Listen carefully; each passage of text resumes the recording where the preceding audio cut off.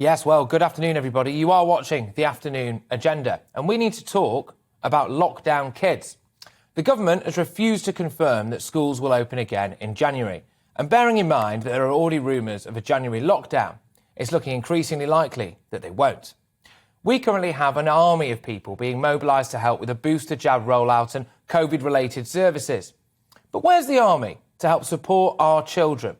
Today sees the sentencing to 25 years in jail of Savannah Brockhill, the vile thug who self-identified as the #1 psycho who murdered 16-month-old toddler Star Hobson, and of Star's mother, Frankie Smith, who was found guilty of causing or allowing the death of a child.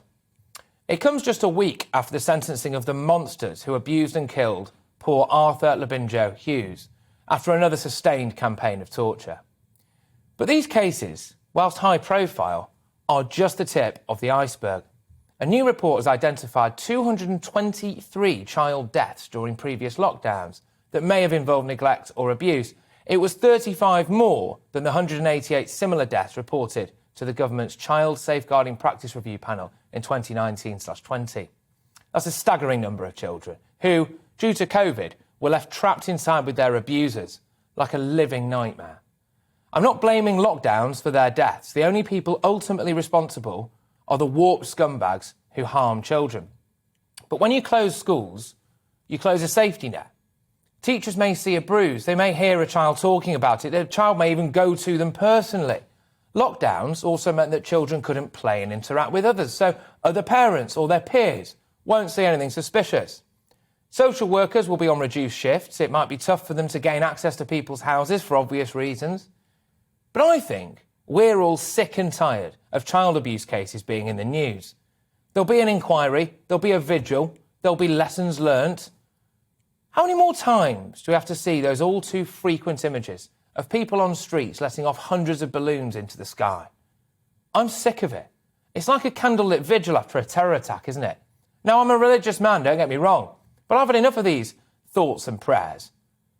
I'd much rather there was action and a plan.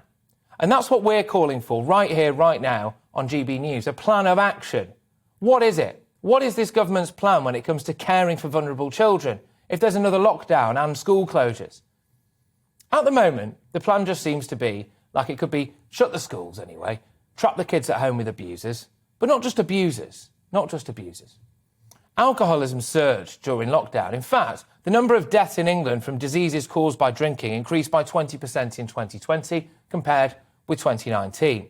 There was a rise of almost 11% in deaths from mental and behavioural disorders caused by alcohol, an increase of more than 15% in the deaths from alcohol poisoning, and an almost 21% rise in deaths from alcoholic liver disease. Now, I want to make one thing very clear. I'm very sympathetic to anyone suffering with addiction. But the fact is that it's all too often children who are locked inside with these people as well, if you have a lockdown. And they really suffer as a result. And that can lead to massive mental health issues. The number of children who've been referred to mental health service is now at a record high. In fact, it doubled during lockdown. At 65,500, it is more than double the number it was in March 2020 and 68% higher than in March 2019. That's not a coincidence, is it? I've just outlined, ladies and gentlemen, an absolutely devastating picture of the lives of a significant, in fact, a growing number of children in this country. Our government needs a plan. We must break this cycle now. Governments are expected to be the adults in the room. In this case, they quite literally need to be. We're heading towards a lost generation. We really need to talk about lockdown kids.